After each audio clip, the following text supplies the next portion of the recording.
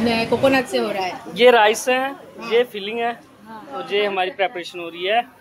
किसकी प्रेपरेशन हो रही है मैम? ये तिल पिठा के जो नारियल फीलिंग्स होते हैं ना, उसका सेम ही। इसमें अगर तिल डाल दो तो उसे तिल पिठा बोलते हैं। ये देखो जिन्हें सारी चुल्लियां पर बना दें, ये चोले का आटा बनी एक चीज है। ये ऐसे करने के बाद वहाँ देना पड़ेगा, नहीं तो वो खराब हो जाएगा। मरमरिया जो होता है ना, इसी वजह से बहुत ऐसे रखेंगे, फिर उसके बाद क्रिस्पीनेस क्रिस्पी बहुत दिन रहेगा।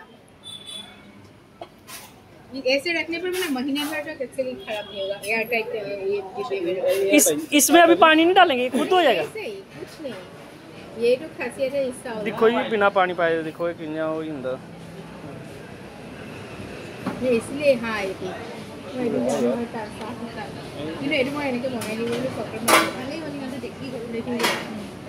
अब यहाँ से वो देखो उस तरफ से फिर वो नेक्स्ट आ गया।